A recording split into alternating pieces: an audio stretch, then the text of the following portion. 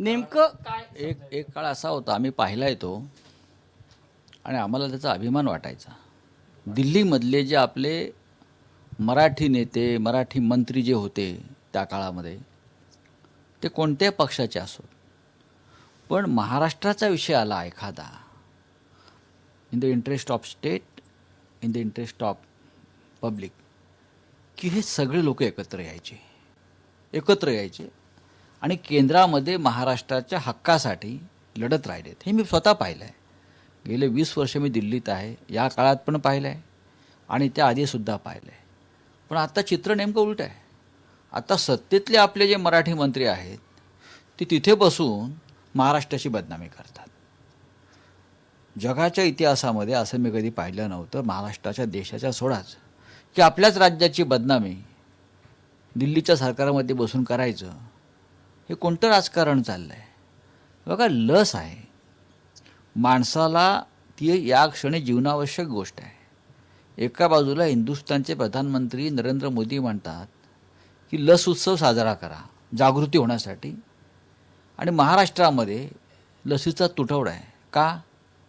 तर इथे भाजपचं राज्य नाही, इथे शिवसेनेचा मुख्यमंत्री आहे. याला अमानुष राजकारण म्हणतात. उत्तर प्रदेशमध्ये बघा, बिहारमध्ये बघा, इतर राज्यामध्ये गरजेपेक्षा जास्त दिलेलं आहे. बाजूच्या गुजरातमध्ये इतकी अवस्था खराब आहे कोरोनाची, कोर्टाने ताशेरे मारले की महाराष्ट्र मॉडेल राबवा. त्यांना 1 कोटी लसी, बरं का, लोकसंख्या कमी महाराष्ट्रापेक्षा अर्धी, आणि महाराष्ट्राला आठवड्याला 40 लाख लसींची गरज असताना तुम्ही आम्हाला 8 लाख लसींचाही पुरवठा करत नाही. आम्हाला महिन्याला 1 कोटी साधारण 6 लाख किंवा 60 लाख असा तो आकडा आहे, आणि तुम्ही आम्हाला 8 लाख 10 लाखावरती तोंडाला पानं पोचताय. म्हणजे जसं काल त्यांचे भारतीय जनता पक्षाचे एक विचारक, त्याने एक मत मांडलं आहे की जे गांडू असतात ते करोनाने मरतात. मग तुम्ही या राज्याच्या जनतेला काय गांडू समजता का?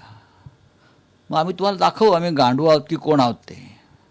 मग हे आंडूपांडू असे खूप आले आणि गेले महाराष्ट्राच्या मुळावर. अशा आंडूपांडूंना आम्ही धडा शिकवला आहे. आणि आत्तासुद्धा सरकार बाजूला ठेवा, आत्तासुद्धा शिवसेना म्हणून किंवा मराठी माणूस म्हणून, महाराष्ट्र म्हणून सगळ्यांनी एकत्र यायचं ठरवलं या अन्यायाविरुद्ध, तर पळता होई थोडी वेळ सगळ्यांची. पण आम्हाला वातावरण बिघडवायचं नाही आहे. माझं आज सकाळी मुख्यमंत्र्यांशी बोलणं झालेलं आहे, सगळ्यांशी माझं बोलणं सुरू आहे की आम्हाला यात राजकारण आणायचं नाही, तुम्ही आणू नका. किंबहुना इकडल्या भारतीय जनता पक्षाचे आमचे जे राजकारणातले सहकारी आहेत, मी त्यांना सहकारी मानतो, ते आमचे शत्रू नाही आहेत. ते कालपर्यंत राज्यकर्ते होते, इथे राज्याचे मुख्यमंत्री होते, कोणी मंत्री होते. तुम्हालासुद्धा 105 आमदार या राज्यातल्या लोकांनी निवडून दिलेले आहेत. याचं भान ठेवा, इमान ठेवा तुम्ही. आता हे 105 आमदार गांडू आहेत का? किंवा त्यांना मतदान दिलेले लोक गांडू आहेत का? जो शब्द तुमच्या लोकांनी वापरला आहे, त्यांना तुम्ही मारणार आहात का? अहो, त्यांच्यासाठी तरी लस घेऊन या ना, आमचं आम्ही बघू. ज्याने तुम्हाला इतक्या मोठ्या प्रमाणात मतदान केलेलं आहे, हे कौतुकास्पद आहे.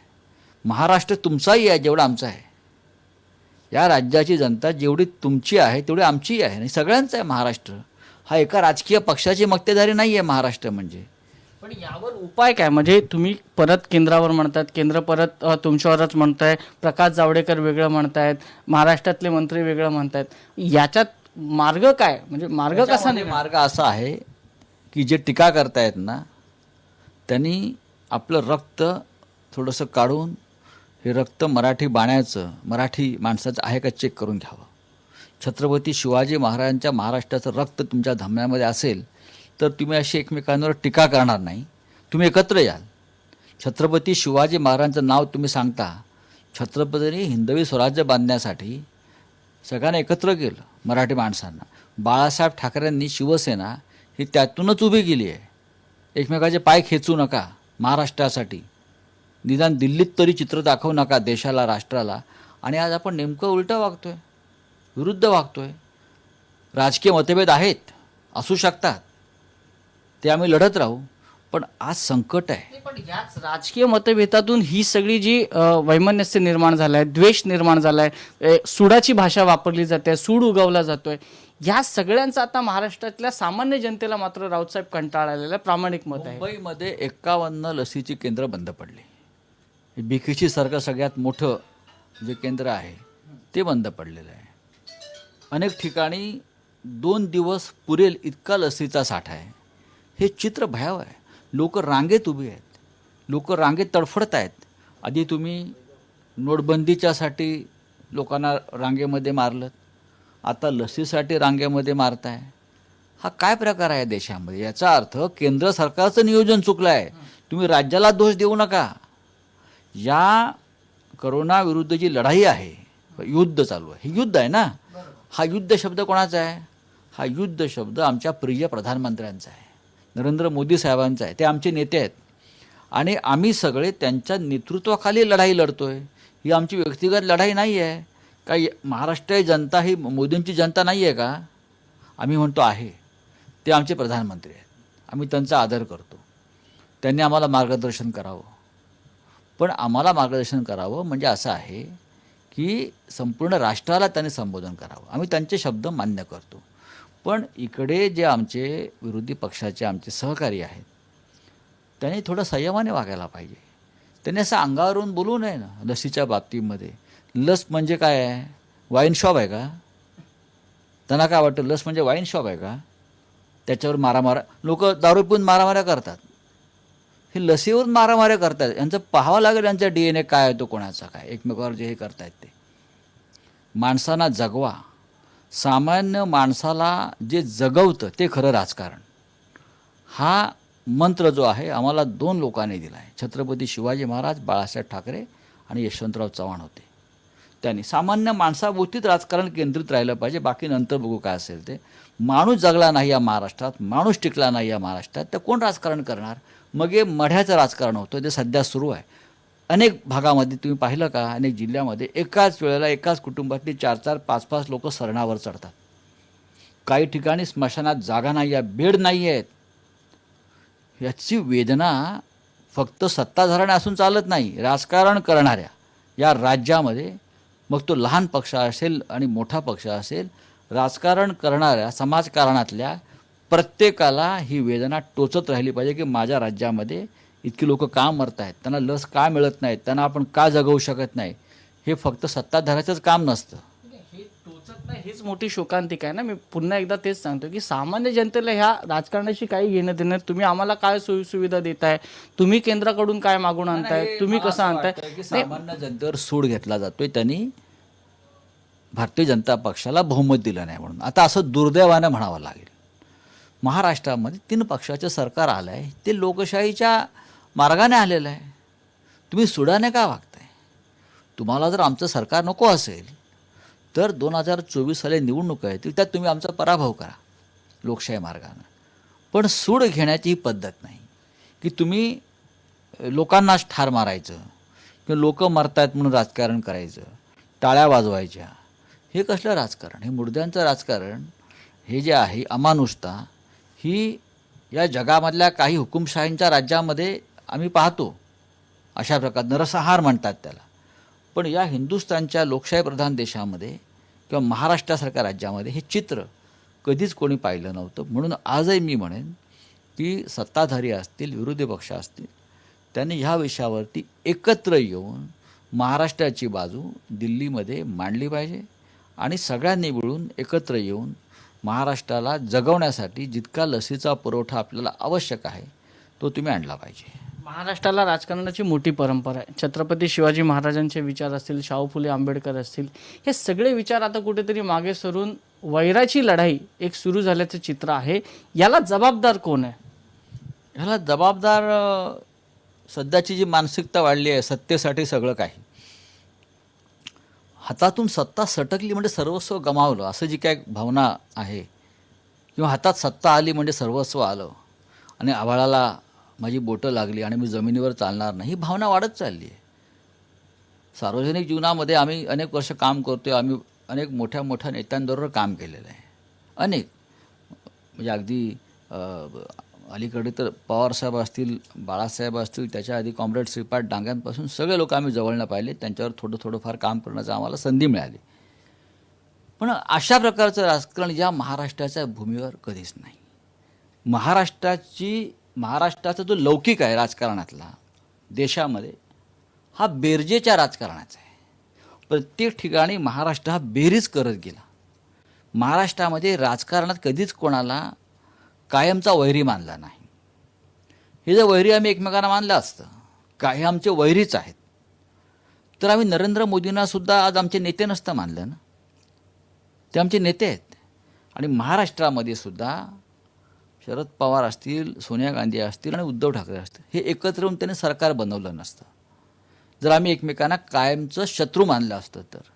शत्रू आहोत ना आम्ही, आमचे वैचारिक मतभेद आहेत ना.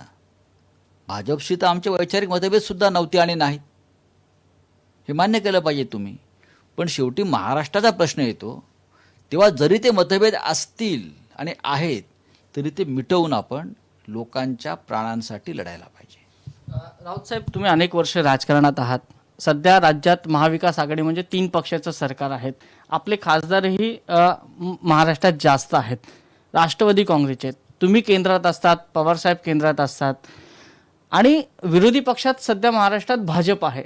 फक्त एक भाजप 3 पक्षांच्या विरोधात जोरदार आक्रमकपणे भूमिका मांडतोय.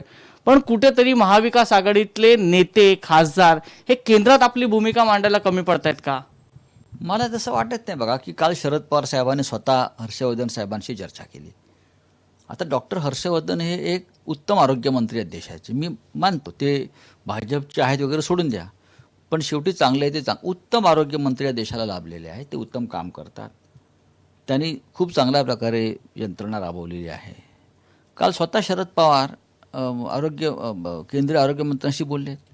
काल स्वतः माननीय मुख्यमंत्री आपले उद्धवजी ठाकरे हे प्रधानमंत्र्यांशी बोललेले आहेत. मला वाटतं की या राज्यातल्या विरोधी पक्ष संपर्कात आहे प्रधानमंत्र्यांच्या. भाजपचे नेतृत्व सगळं तिकडे असल्यामुळे हे असं असताना सुद्धा जर महाराष्ट्रावरती लसीच्या बाबतीत अन्याय, तुम्ही पैसे आम्हाला देत नाहीत, तुम्ही आमचे पैसे अडवून ठेवता, तुम्ही आमचे प्रकल्प अडवून ठेवता, तुम्ही आमचे मेट्रो रेल सेवा होऊ देत नाहीत. ठीक आहे, हे इथे राजकीय आपण फुटपट्टा लावू शकता. पण तिथे तुम्ही आक्रमक भूमिका घेतली पाहिजे ना, जसं भाजप या ठिकाणी आक्रमक भूमिका घेतली. आक्रमक म्हणजे काय, आम्ही जाऊन का पार्लमेंटवर दगड मारायचे का, की साऊथ ब्लॉक नॉर्थ ब्लॉकला जाऊन आम्ही रस्ता जाम करायचा का? असं नाही होणार. आम्ही आमचे प्रश्न लोकशाही मार्गाने मांडत राहू, कारण इथे लोकशाही परंपरेने आम्ही निवडून आलो, ते सुद्धा निवडून आलेले आहेत. पण महाराष्ट्राची बाजू मांडताना मग बेळगावचा सीमा प्रश्न असेल, हा लसीचा प्रश्न असेल, GSTचा प्रश्न असेल, इतर काही प्रकल्प असतील, त्यासाठी विरोधी पक्षानं स्वतःला विरोधी पक्ष मानू नये. विरोधी पक्षानं या महाराष्ट्राच्या सार्वजनिक जीवनातला एक महत्त्वाचा घटक मानलं पाहिजे. देवेंद्र फडणवीस असतील, चंद्रकांत दादा पाटील असतील, हे जरूर विरोधी पक्षाचे नेते आहेत तिथे. पण जेव्हा महाराष्ट्राचा प्रश्न येतो दिल्लीमध्ये, तेव्हा ते आमचेही नेते आहेत, सगळ्यांचे आमचे सहकारी आहेत, असं मी मानणारा एक कार्यकर्ता आहे. आणि भारतीय जनता पक्षाच्या सगळ्या मंडळीने सुद्धा हे भान ठेवलं पाहिजे. तुम्हाला सत्ता जेव्हा मिळायची तेव्हा मिळेल, ती सत्ता जे तुमच्या भाग्यात असेल, तुमचे प्रयत्न सुरू असतील आणि तुमचं भाग्य जर फळफळलं, जसं आमचं फळफळलं, तर तुम्हाला मिळेल ना 2024 साली. लढा ना तुम्ही. पण आज या क्षणी लसीचं राजकारण करताना तुम्ही विरोधी पक्षाची प्रतिष्ठा ही पणाला लावताय आणि तुमचं अधपतन होत आहे. 2024ला जनता निकाल देईलच, ते त्यांना पाहिजे त्या पद्धतीने मतदान करतील. पण आता मात्र महाविकास आघाडी अडचणीत आहेत, कारण का सचिन वाजे प्रकरणात एक मंत्र्याला आता खुलासा होऊ लागलेला आहे. विरोधी पक्ष पुन्हा एकदा मी सांगतो घेरण्याची रणनीती आखते. जसं तुम्ही म्हणता की आम्ही दगड फेकायची का, रणनीती तर राखू शकतो आपण. काय केलं पाहिजे, जसं विरोधी पक्षाकडून वेगवेगळ्या प्रकारची रणनीती आखली जाते. आता तुमच्याच पक्षाकडून असा आरोप होतोय की केंद्रीय यंत्रणांचा वापर या ठिकाणी केला जातोय, वेगवेगळ्या CBI असेल, ED असेल, NIA असेल. मग ह्या सगळ्या प्रकरणांमध्ये कुठेतरी महाविकास आघाडी हळूहळू अडकत. हे सगळं ठरवून चाललंय. आता तुम्ही कालचंच वक्तव्य घ्या. मी जसं मगाशी म्हणालो की डॉक्टर हर्षवर्धन एक उत्तम आरोग्यमंत्री आहेत. ते उत्तम आरोग्यमंत्री आहेत, पण त्यांच्यातला भाजपाई जो उसळून येतो वर, काल त्यांनी हे सगळं करत असताना महाराष्ट्रावर ती वसुली करत होते का वगैरे असे शब्द वापरले. बरोबर आहे. आता हे हर्षवर्धन हे आरोग्यमंत्री जर उत्तम प्रकारे काम करत असले तरी त्यांच्या तोंडी भाषा शोभत नाही. प्रकाश जावडेकरांचं काम काय आहे मला सांगा. त्यांच्याकडे 2 मंत्रालय आहेत, ती त्यांनी उत्तमपणे सांभाळावी. महाराष्ट्राचा हा माणूस दिल्लीत बसून महाराष्ट्राच्या विरुद्ध वकिली करतो, हे महाराष्ट्र कधी सहन नाही करणार. प्रकाश जावडेकर उत्तर द्यायचं म्हणजे काय करायचं परत. आता मी काय देतोय मग? ज्या मी आता कुठली प्रश्नपत्रिका सोडवतोय? बघा, ज्याला उत्तर द्यायचं आहे ते देतील. ज्याच्या अंगामध्ये मराठी रक्त उसळत आहे तो उत्तर देईल. माझ्या धमन्यामध्ये मराठी रक्त आहे, ते बाळासाहेब ठाकरेंनी सतत पेटत ठेवलेलं आहे. मी उत्तर देणार. मला जर माझ्या पक्षाने सांगितलं आपल्याला रस्त्यावरती उतरायचं, मी रस्त्यावरती उतरेन. इतरांनीही ते करावं की नाही करावं हा त्यांचा प्रश्न आहे. माझं रक्त जळतं आहे महाराष्ट्रासाठी, प्रत्येकाचं जळलं पाहिजे. ते भारतीय जनता पक्षाच्या मराठी नेत्यांचंही असं जळत राहिलं पाहिजे. शेवटी महाराष्ट्र आहे म्हणून आपण आहोत. माझ्या प्रश्नाचं उत्तर तुम्ही थोडंसं फिरवलेलं आहे की वाजे प्रकरणावर मी आलेलो आहे. यंत्रणा वेगवेगळ्या पद्धतीने काम करतायत, महाविकास आघाडीतले मंत्री दबावाखाली आहेत, कधी कोणाचं नाव येईल याची आता शाश्वती राहिली नाही आहे. असं काय नाही. बघा की एकदा तुम्ही कारस्थानं करायची ठरवलीच केंद्रीय यंत्रणांचा वापर करून, यापूर्वीसुद्धा हे प्रकार झालेत पण इतक्या मोठ्या प्रमाणावर झाले नव्हते. आणि तुम्हाला सरकारला अडचणीत आणण्यासाठी तुम्हाला केंद्रीय सत्ता आशीर्वाद देत असेल तर कोणी काही करू शकतो, काही गिळू शकतो. ही गिळण्याची एक राजकीय जी स्पर्धा आहे ना, मला असं वाटतं की ज्या गोष्टी केंद्र सरकारनं या पद्धतीनं काही योजल्या असतील तर त्यांनी त्या पुढे न्यावं. महाराष्ट्राला डिवचण्याचा प्रयत्न होतोय सातत्यानं, आणि जेव्हा जेव्हा महाराष्ट्राला डिवचण्याचा प्रयत्न झाला तेव्हा ते त्यांच्यावर उलटलेलं आहे. गेला हा 70 वर्षाचा इतिहास आहे. सत्तेत असणं किंवा नसणं ही काय शिवसेनेसाठी फार मोठी गोष्ट नाही, पण संघटनेचं मजबूतीकरण आणि महाराष्ट्राचा जाज्वल्य स्वाभिमान ही आमच्यासाठी महत्त्वाची गोष्ट आहे. त्याच्यामुळे तुम्हाला ज्या काही कारवाया करायच्या आहेत महाराष्ट्रात येऊन त्या तुम्ही करत राहा. तुम्हाला आमच्या शुभेच्छा आहेत, आम्ही घाबरत नाही. महाराष्ट्र राष्ट्रपती राजवटीच्या दिशेने चाललाय, त्यासाठीच डिवचलं जात आहे. बघा, राष्ट्रपती राजवट तुम्हाला लादायची असेल तर त्याला कारण आहेत ना. तुम्ही घटनेची पायमल्ली करून, घटनेची अशा प्रकारे पायमल्ली करून तुम्हाला राष्ट्रपती राजवट, इकडली कायदा सुव्यवस्था बिघडले का, इथे भ्रष्टाचाराचा आभाळा फाटलाय का? तुम्ही बघा, तुम्ही भ्रम निर्माण करताय. भ्रम म्हणजे सत्य नाही. असे भ्रम केंद्र सत्तेच्या बाबतीत आम्ही निर्माण करू शकतो पण आम्ही करणार नाही. केंद्र सरकारला लोक म्हणतात फेकू सत्ता आहे, आम्ही म्हणतो का लोक म्हणतात, प्रसिद्धी माध्यमात येत आहे, असे आरोप होतात. पण शेवटी आपण आपल्या राज्यकर्त्यांचा आदर हा राखायला पाहिजे. आम्ही तो राखतो. जर कोणाला हा राखायचा नसेल हा त्यांचा प्रश्न आहे. तुम्ही म्हणता की राष्ट्रपती राजवटीसारखी परिस्थिती या ठिकाणी नाही, परंतु वातावरण निर्मिती तर केली जाते. सुशांत सिंग राजपूतच्या वेळी तेच झालं, आता वाजे प्रकरणात तेच होत आहे. लसीचं हे पहा की सध्या या करोनामुळे, लॉकडाऊनमुळे सिनेमा आणि नाटकाची थिएटर्स बंद आहेत. लोकांना मनोरंजनाचं काय साधन आहे का? नवीन नौटंकी वगैरे नाही. मग अशा प्रकारे ठिकठिकाणी असे जलसे राजकीय भरून जर लोकांचं मनोरंजन होत असेल तर आम्ही ते लोकांचं मनोरंजन का हिरावून घ्यायचं? फुकट जर लोकांना शो मिळत असतील पाहायला तर पाहू द्या ना. लोकांना, महाराष्ट्राची लोक जे आहेत यांना 2 प्रकारचे फार शौक आहेत, राजकारण आणि नाटक. आज नाटक बंद आहे थिएटरवरचं, म्हणून राजकीय नाटकं काय बंद झालेली नाही आहे, ती चालू आहेत, ती चालू राहू द्या. लोक एकाच ह्याच्यामध्ये राजकारण पण आनंद घेतात आणि नाटकाचा आनंद घेत आहेत, घेऊ द्या. 3री घंटा कधी वाजवायची हे आम्हाला माहिती आहे. म्हणजे याच्यात सामान्य माणूस भरडला जाणार नाही याची हे काय? दुर्दैव आहे.